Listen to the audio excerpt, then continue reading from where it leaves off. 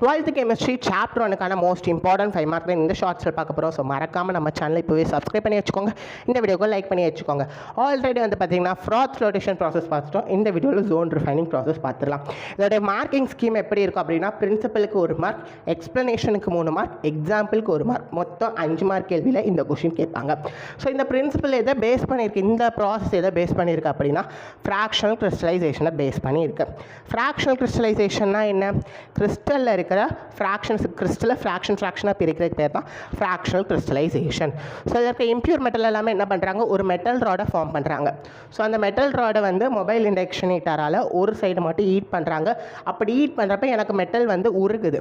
நார்மலாகவே நம்ம ஒரு மெட்டலில் ஹை டெம்பரேச்சரில் ஹீட் பண்ணுறப்ப மெட்டல் வந்து உருகும், கரெக்டாக? அதே மாதிரி இதில் மொபைல் இண்டக்ஷன் ஹீட்டரால் ஹீட் பண்ணுறப்போ எனக்கு மெட்டல் உருகுது.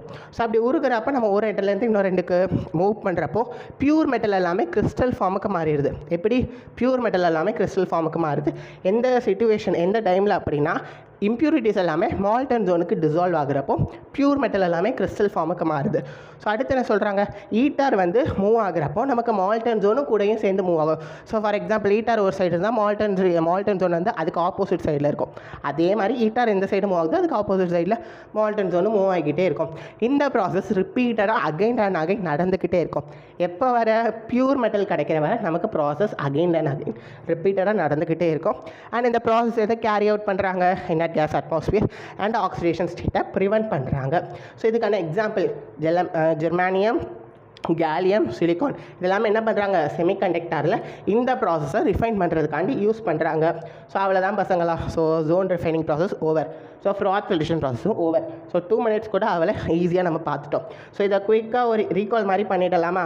ஸோ ஃபஸ்ட்டு என்ன பண்ணுறாங்க, ஃப்ராக்ஷனல் கிறிஸ்டலைசேஷன் பிரின்சிபலை எழுதிட்டு வந்து பார்த்தீங்கன்னா, இம்ப்யூர் மெட்டல் எல்லாமே ஒரு ராடை ஃபார்ம் பண்ணுறாங்க. அந்த ராடை நான் ஒரு சைடை மட்டும் ஹீட் பண்ணுறேன் மொபைல் இண்டக்ஷன் ஹீட்டரால். அப்படி ஹீட் பண்ணுறப்போ எனக்கு வந்து மெட்டல் எல்லாமே உருகும். ஸோ அப்படி உருகினதால நான் இன்னொரு ரெண்டுக்கு மூவ் பண்ணுறப்போ எனக்கு பியூர் மெட்டல் எல்லாமே கிறிஸ்டல் ஃபார்முக்கு மாறிடுது. எந்த சிச்சுவேஷனில்? இம்ப்யூரிட்டிஸ் எல்லாமே மால்டன் ஜோனுக்கு போகிறப்போ. ஹீட்டார் வந்து மூவ் ஆகிறப்போ இம்ப்யூரிட்டிஸ் அதுக்கு ஆப்போசிட் சைடில் மூவ் ஆகும். ஸோ இந்த ப்ராசஸ் எனக்கு அகைன் அண்ட் அகைன் ரிப்பீட்டடாக நடந்துக்கிட்டே இருக்கும், பியூர் மெட்டல் ரிசல்ட்டாக கிடைக்கிற வரைக்கும். ஸோ இதை எதை கேரி பண்ணுறாங்க, inert gas atmosphere and oxidation ஸ்டேட்டை ப்ரிவென்ட் பண்ணுறாங்க. ஸோ எக்ஸாம்பிள் எழுதிருங்க, அவ்வளோதான் முடிஞ்சுது.